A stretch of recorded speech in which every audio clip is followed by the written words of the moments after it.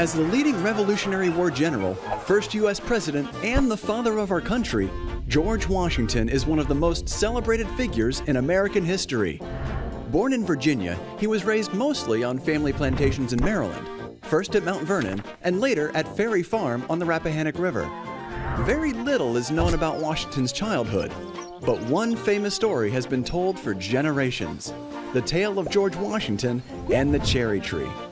But is this a true story or just a well-known myth?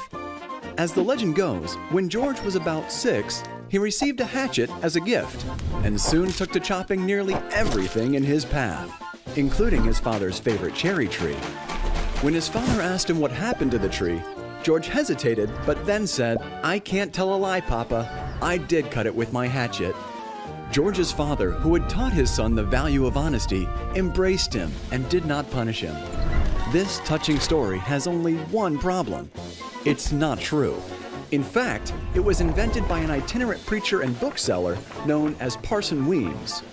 In 1809, about 10 years after Washington's death, Weems published the anecdote in the 5th edition of his book, Life of George Washington the Great. But there is no evidence the cherry tree incident ever happened.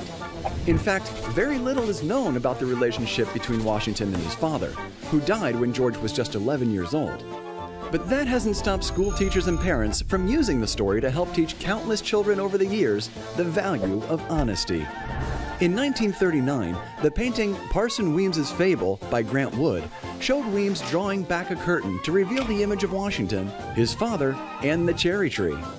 In the painting, Washington's head was taken from a Gilbert Stuart portrait of Washington, famous from its appearance on the dollar bill. By putting the adult Washington's head on the young Washington's body and including Weems, Wood's painting alludes to the mythic nature of the cherry tree story. Yet it also preserves and celebrates the myth as an example of Washington's unique place in American memory.